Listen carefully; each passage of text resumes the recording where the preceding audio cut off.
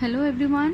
So we have started unit 1 electrostatics, and in previous lecture we have discussed about electric dipole and electric dipole moment. So today's topic is torque on electric dipole placed in first case है uniform electric field, second case is non uniform electric field.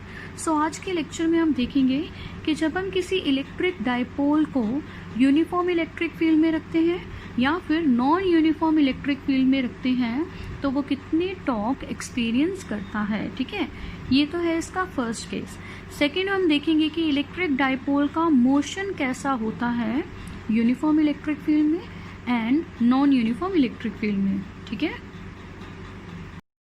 so first topic is torque on electric dipole placed in uniform electric field.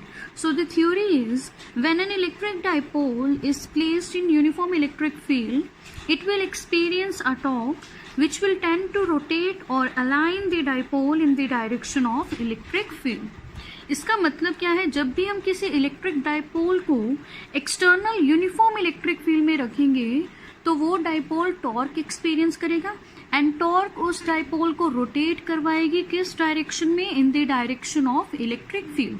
ये base है इस article का. ठीक है, सो अब हम क्या करेंगे, एक्सप्रेशन फाइंड करेंगे टॉर्क का.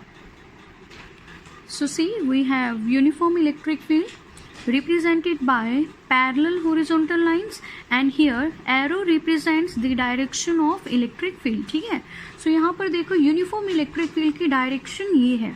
वैसे हमें पता है इलेक्ट्रिक फील्ड की डायरेक्शन क्या होती है, from positive charge to negative charge. See अगर ये डायरेक्शन है इलेक्ट्रिक फील्ड की, मीन्स यहाँ पे कहीं पॉजिटिव चार्ज होगा and this side negative charge होगा, तो तभी ये डायरेक्शन बनेगी फ्रॉम पॉजिटिव टू नेगेटिव. ठीक है, एंड अब हम क्या कर रहे हैं, इलेक्ट्रिक डाइपोल को प्लेस करेंगे इस इलेक्ट्रिक फील्ड में. ठीक है, सो ये रहा हमारा electric dipole, a pair of equal and opposite charges. ठीक है, हम इलेक्ट्रिक डाइपोल को कैसे प्लेस कर रहे हैं कि ये इलेक्ट्रिक फील्ड के साथ कितना एंगल बना रहा है, थीटा. ठीक है, so dipole is aligned at an angle theta with electric field and dipole की टोटल लेंथ आपको पता है, कल बताया था मैंने, इट इज 12. ठीक है, सो ए बी हमारा डाइपोल है जो थीटा एंगल पर अलाइन है विद यूनिफॉर्म इलेक्ट्रिक फील्ड. ठीक है, सो नाउ आपने इलेक्ट्रिक फील्ड में पढ़ा होगा कि जब भी हम किसी चार्ज को इलेक्ट्रिक फील्ड में रखते हैं तो वो चार्ज क्या एक्सपीरियंस करता है, फोर्स. ठीक है, सो सी यहाँ पर डाइपोल है, डाइपोल को हम कहाँ प्लेस कर रहे हैं, इलेक्ट्रिक फील्ड में, यूनिफॉर्म इलेक्ट्रिक फील्ड में, जिसकी डायरेक्शन है फ्रॉम पॉजिटिव टू नेगेटिव, तो ये डायरेक्शन है. ठीक है, अब डाइपोल में देखो कितने चार्जेस हैं, 2 चार्जेस हैं, पॉजिटिव एंड नेगेटिव. सो ये दोनों चार्जेस इस इलेक्ट्रिक फील्ड में क्या एक्सपीरियंस करेंगे, फोर्स. तो हम देख लेते हैं किस डायरेक्शन में ये फोर्स को एक्सपीरियंस करेंगे. Since it is a positive charge, तो पॉजिटिव चार्ज किस साइड अट्रैक्ट होगा, नेगेटिव चार्ज की तरफ, तो इस चार्ज पर फोर्स लगेगी फॉरवर्ड डायरेक्शन में. ठीक है, एंड ये नेगेटिव चार्ज है, ये नेगेटिव चार्ज इस पॉजिटिव चार्ज की तरफ अट्रैक्ट होगा, तो इस चार्ज पर ये इलेक्ट्रिक फील्ड किस डायरेक्शन में फोर्स लगाएगी, बैकवर्ड डायरेक्शन में. ठीक है, सो अब हम डायरेक्शन ड्रॉ कर लेते हैं. सो सी हियर मैंने फोर्सेस की डायरेक्शन ड्रॉ कर दी है जो positive charge and negative charge इस इलेक्ट्रिक फील्ड में एक्सपीरियंस कर रहे थे. ठीक है, एंड इसकी वैल्यू अब हम कैसे लिखेंगे, एज यू ऑलरेडी नो कि जब हम किसी चार्ज को इलेक्ट्रिक फील्ड में रखते हैं तो वो फोर्स एक्सपीरियंस करता है एंड उस फोर्स की वैल्यू क्या होती है, F vector is equal to Q E vector. So इस फॉर्मूले की हेल्प से हम क्या लिखेंगे, force on positive charge and on negative charge. ठीक है, so F plus vector means force on positive charge is equal to plus Q E vector. ठीक है, इसके अकॉर्डिंगली लिख रही हूँ एंड ये पॉजिटिव चार्ज है तो मैंने प्लस Q यहाँ लिख दिया है. प्लस का मतलब क्या है कि ये फोर्स इलेक्ट्रिक फील्ड की डायरेक्शन में ही लग रही है. ठीक है, एंड सी हियर यहाँ पर फोर्स ऑन नेगेटिव चार्ज, तो F negative vector is equal to minus Q E vector. Minus Q इसलिए लिया बिकॉज चार्ज क्या है यहाँ पर, नेगेटिव, एंड वैसे भी माइनस यहाँ क्या रिप्रेजेंट करेगा कि जो फोर्स लग रही है नेगेटिव चार्ज पर वो इलेक्ट्रिक फील्ड के क्या है, ऑपोजिट डायरेक्शन में. ठीक है, सो नाउ हम फोर्सेस के बारे में लिख लेंगे. Here The charges plus q and minus q will experience equal and opposite force in electric field, जो मैं आपको ऑलरेडी डायग्राम से एक्सप्लेन कर चुकी हूँ. So see here I have written positive and negative charge कितनी फोर्स एक्सपीरियंस करेगा, ठीक है. बट ये पॉजिटिव एंड नेगेटिव चार्ज मिलकर क्या बना रहा था, dipole. So net force on dipole in electric field is, तो डाइपोल के ऊपर नेट फोर्स कितनी होगी, एफ वेक्टर. एंड हम क्या करेंगे, इन दोनों फोर्सेस को ऐड कर देंगे, ठीक है. जब हम ऐड करेंगे डिफरेंट साइन होने के कारण, मीन्स इक्वल एंड ऑपोजिट होने के कारण ये कैंसिल हो जाएंगे. Means net force on dipole कितनी हो जाएगी, 0. अब नेट फोर्स 0 होने का मतलब क्या है, ये आपको अब याद रखना है कि इसका मतलब है कि डाइपोल के पास ट्रांसलेटरी मोशन नहीं होगा यूनिफॉर्म इलेक्ट्रिक फील्ड में, ठीक है. मीन्स ना तो डाइपोल फॉरवर्ड डायरेक्शन में मूव करेगा, ना ही डाइपोल बैकवर्ड डायरेक्शन में मूव करेगा. मीन्स उसके पास लीनियर मोशन नहीं होगा, ठीक है. सी हम डायग्राम से समझ लेते हैं. Net force on electric dipole हमारे पास कितनी आई, 0. 0 का मीन्स डाइपोल के पास ट्रांसलेटरी मीन्स लीनियर मोशन नहीं होगा. मीन्स इस फोर्स के कारण डाइपोल ना तो फॉरवर्ड डायरेक्शन में मूव करेगा और ना ही ये बैकवर्ड डायरेक्शन में मूव करेगा इस फोर्स के कारण, ठीक है. तो कोई भी लीनियर मोशन नहीं होगा. तो होगा क्या, ये जो दो फोर्सेस इस डाइपोल पर लग रही हैं, इसका लाइन ऑफ एक्शन क्या है, different. Line of action different होने की वजह से ये दोनों फोर्सेस क्या बनेंगी, कपल, ठीक है. सो इस कपल की वजह से जो डाइपोल है वो क्या एक्सपीरियंस करेगा, रोटेटिंग इफेक्ट, ठीक है. डाइपोल ना तो आगे जाएगा ना ही डाइपोल पीछे जाएगा, बट इसी पोजीशन पर ये डाइपोल क्या एक्सपीरियंस करेगा, rotating effect. And dipole rotate करना स्टार्ट कर देगा, ठीक है. किस डायरेक्शन में रोटेट करेगा, in the direction of electric field, ठीक है. मीन्स डाइपोल ऐसे है तो वो कुछ रोटेट करके इलेक्ट्रिक फील्ड के पैरेलल आना चाहेगा, ठीक है. So see, I have written in next step, but it will experience a rotating effect called torque. तो जैसे मैंने बताया, इन दो फोर्सेस की वजह से एक कपल बनेगा एंड वो कपल क्या करेगा, डाइपोल को रोटेट करेगा. मीन्स डाइपोल एक रोटेटिंग इफेक्ट एक्सपीरियंस करेगा और उस रोटेटिंग इफेक्ट को ही हम क्या बोलते हैं, टॉर्क, ठीक है. सो अब हम टॉर्क को कैलकुलेट करेंगे. एज यू ऑलरेडी नो कि टॉर्क का सिंबल क्या होता है हमारे पास, tau, and it is equal to magnitude of either force into perpendicular distance between the forces, ठीक है. तो अब हमें यहाँ पर मैग्नीट्यूड चाहिए ईदर फोर्स का. हमारे पास फोर्स है या तो प्लस क्यू ई या तो माइनस क्यू ई, कोई भी एक वैल्यू ले लेंगे और magnitude. So tau is equal to Q E into perpendicular distance को मैंने यहाँ लिखा है bn एंड मैंने इस इक्वेशन को मार्क किया है नंबर 1. सो परपेंडिकुलर डिस्टेंस हम देख लेते हैं कैसे कैलकुलेट करेंगे डायग्राम से, ठीक है. सो परपेंडिकुलर डिस्टेंस के लिए आपको क्या करना है, आप B पॉइंट से एक परपेंडिकुलर ड्रॉ करेंगे bn ऑन इलेक्ट्रिक फील्ड, ठीक है. सी bn is the perpendicular and अब हमें ये कैलकुलेट करना है. तो इसे कैलकुलेट करने के लिए आप क्या करेंगे, इस राइट एंगल ट्रायंगल में BAN में आप साइन थीटा लगाएं, ठीक है. सो साइन थीटा क्या होगा, परपेंडिकुलर. परपेंडिकुलर क्या है हमारे पास, BN बाय हाइपोटेन्यूज. हाइपोटेन्यूज क्या है हमारे पास, AB एंड AB की वैल्यू क्या है, 2L, ठीक है.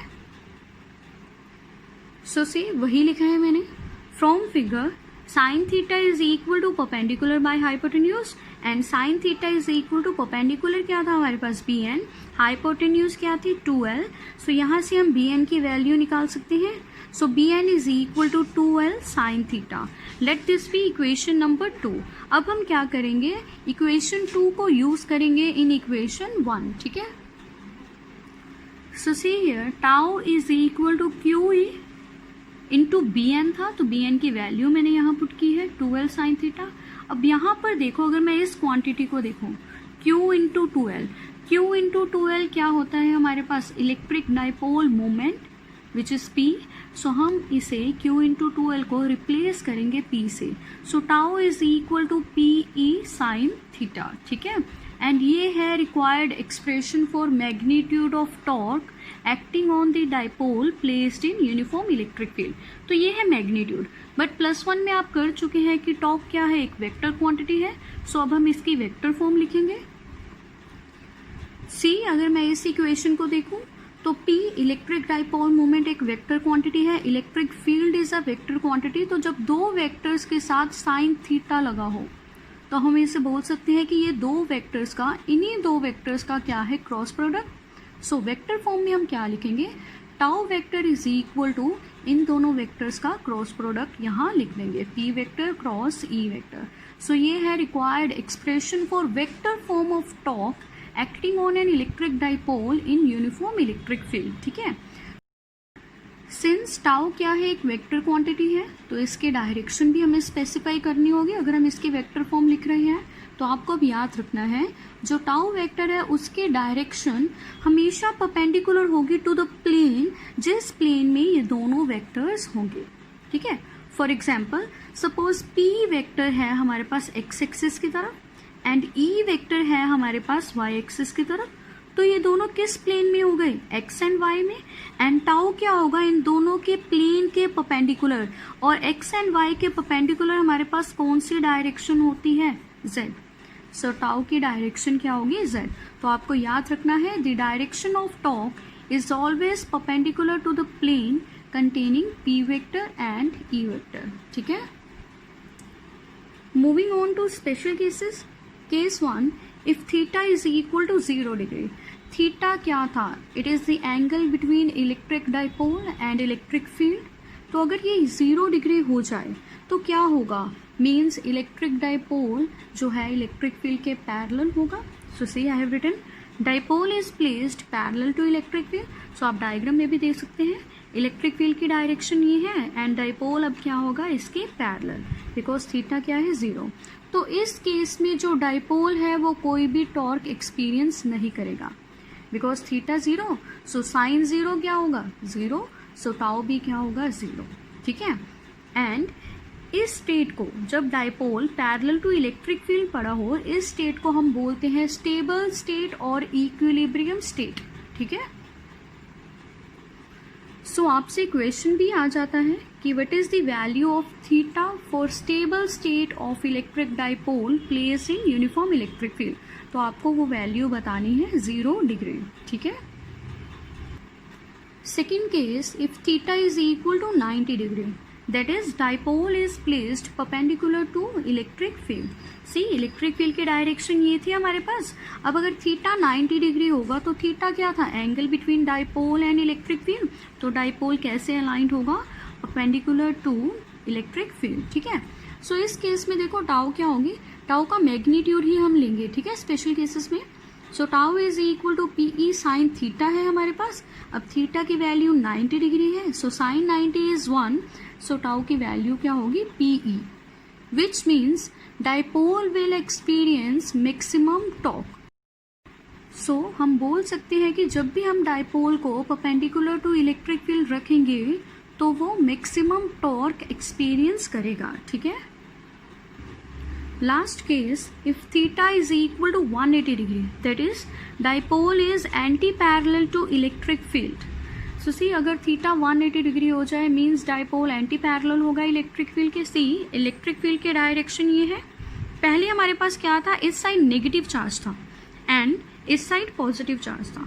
अब एंटी पैरेलल होगा इसीलिए हमने डाइपोल को ऐसे अलाइन किया है, इस साइड पॉजिटिव चार्ज एंड इस साइड क्या है, नेगेटिव चार्ज। ठीक है, तो इस केस में भी टॉर्क कितनी लगेगी, 0 लगेगी।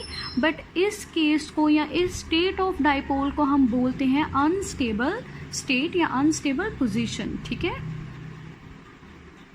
So conclusion, in uniform electric field dipole will first point not have any translatory motion, second point have rotational motion। so ये आपको याद रखना है, यहाँ से conceptual questions आ जाते हैं कि अगर हम किसी इलेक्ट्रिक डाइपोल को यूनिफॉर्म इलेक्ट्रिक फील्ड में रखेंगे तो क्या उसके पास ट्रांसलेटरी मोशन होगा। So answer is no, but कौन सा मोशन होगा, रोटेशनल मोशन होगा। ट्रांसलेटरी मोशन क्यों नहीं होगा, बिकॉज नेट फोर्स जो डाइपोल पर लग रही थी वो कितनी थी, 0। ठीक है, इसीलिए उसके पास ट्रांसलेटरी मोशन नहीं होगा। Okay, so thank you.